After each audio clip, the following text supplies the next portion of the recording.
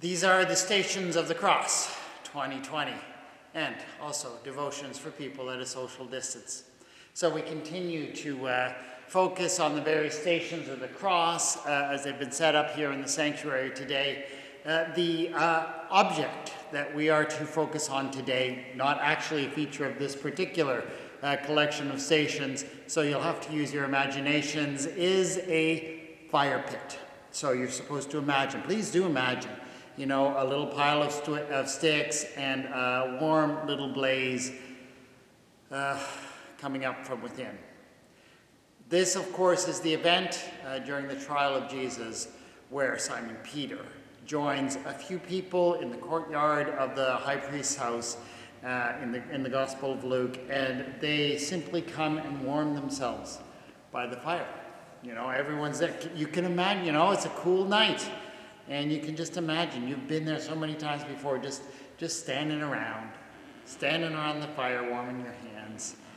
And in one of the most ancient activities in the whole world, of course, as people do that, they start talking and they start shooting the breeze. And so this woman says to Simon Peter, "Hey, I think I've seen you somewhere before. Weren't you with that Galilean?" And we all know how that leads.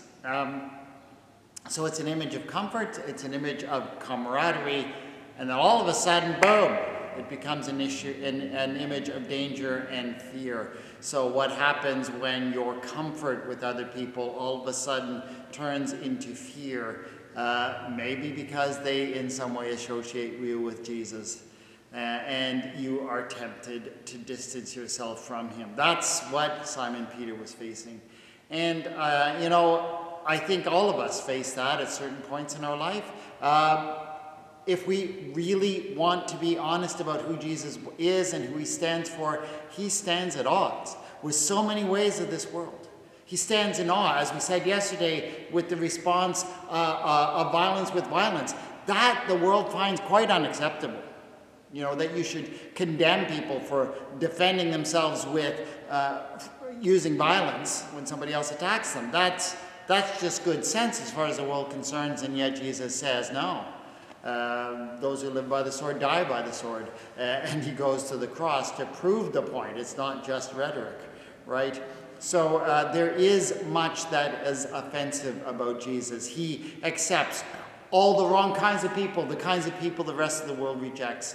And we want to distance ourselves from that when we discover how unacceptable that is, how it makes people not like us.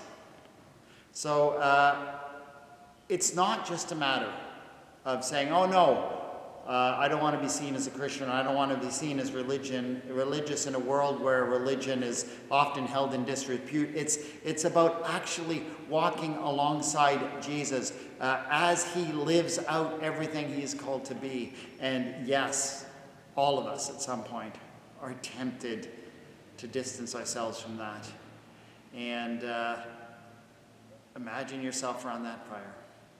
You know, speaking in camaraderie with other people who are simply just warming themselves up and shooting the breeze, and yet being willing to take that stand for what you know that Jesus stands for is kind of hard in the world today. Always has been, always will be. Lord, help us to stand with you, no matter what. Amen.